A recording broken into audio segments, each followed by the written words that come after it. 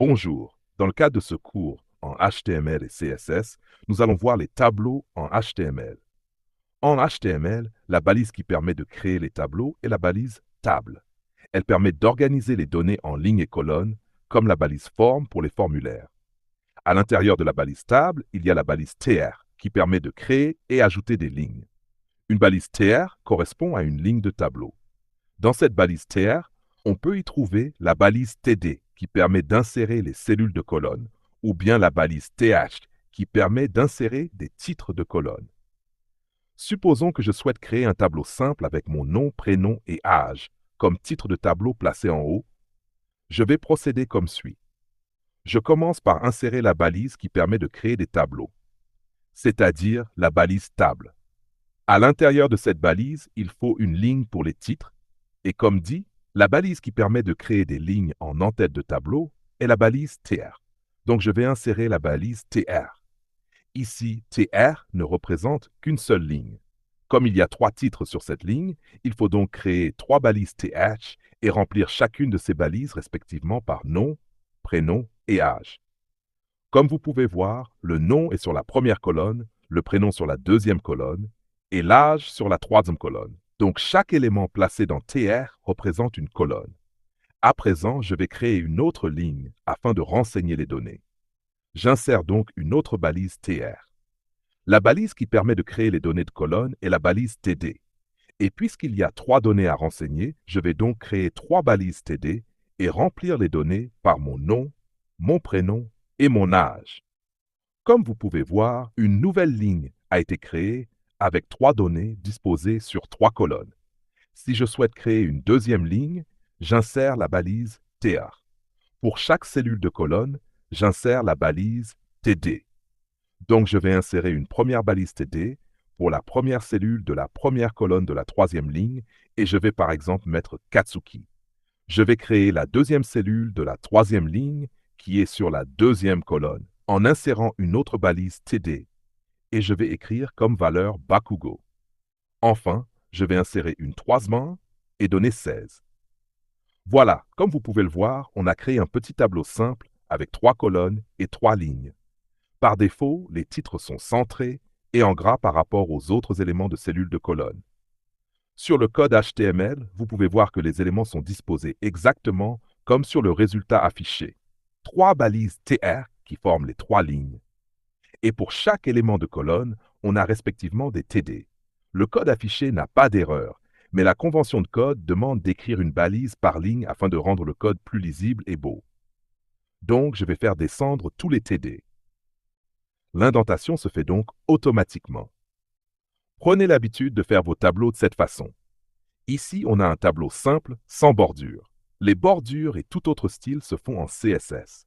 Mais pour vous montrer à quoi ressemble le code avec une bordure en HTML, je vais donc insérer une bordure. La balise qui permet d'insérer une bordure de tableau HTML est l'attribut border. Il est inséré dans la balise table. Si j'insère l'attribut border, vous pouvez voir que les bordures se créent par défaut. La valeur de l'attribut border permet de modifier l'épaisseur de la bordure extérieure du tableau. Supposons que je mette 2, on aura une bordure de 2 pixels, et si je mets 5, l'épaisseur augmente. Pour changer l'aspect des bordures internes et mieux personnaliser les bordures en général, il faut se tourner vers le CSS, qui sera la méthode après le chapitre sur les tableaux. Revenons au tableau. Supposons que je supprime par exemple le code qui contient mon nom. On peut observer que le contenu ne s'est pas supprimé de son emplacement et que mon âge de 100 ans a pris sa place.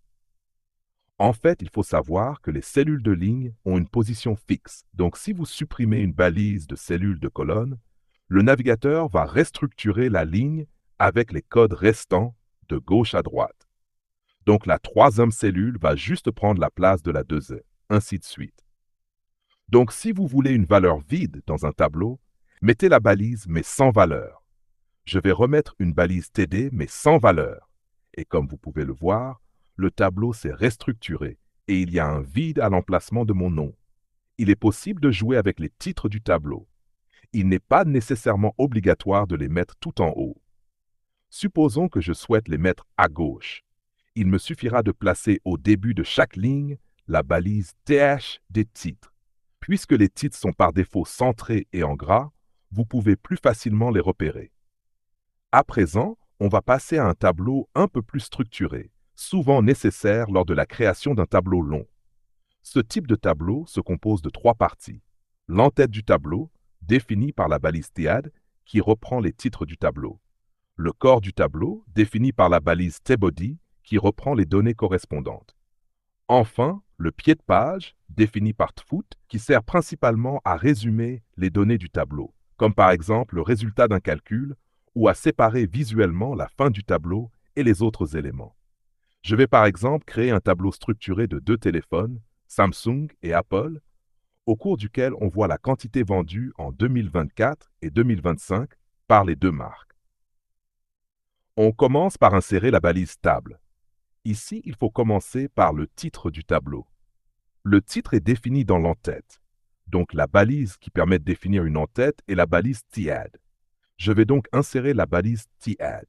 À l'intérieur de cette balise, il faut insérer une ligne pour les titres, donc j'appelle la balise TR. Ici, on a un titre pour les téléphones et la balise qui définit les titres est la balise TAT. Donc j'insère TAT et je mets comme contenu téléphone. On a un deuxième titre qui est vendu en 2024 et enfin un troisième qui est vendu en 2025. On a déjà une ligne avec 3 titres de l'entête.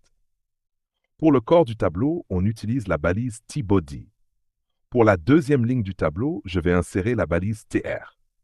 Comme élément de la première cellule, je vais mettre TD et je vais mettre Samsung. Je vais créer une autre cellule de colonne pour la quantité vendue en 2024, qui est de 10, par exemple. Je vais créer une colonne cellule pour la quantité vendue en 2025, qui est de 100, par exemple. Toujours dans le TBody, je vais insérer la balise TR pour une nouvelle ligne pour Apple.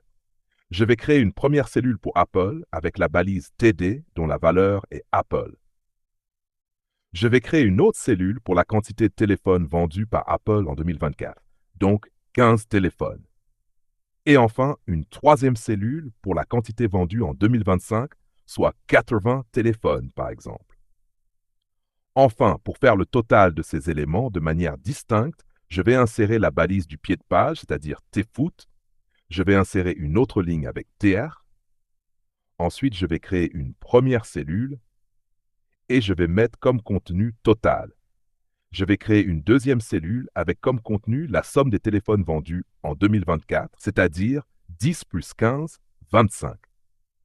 Je vais insérer une autre balise TD pour le calcul des téléphones vendus en 2025 par les 2 marques, soit 180. On peut voir qu'au total, les 2 marques ont vendu 25 téléphones sur le marché en 2024 et 180 en 2025.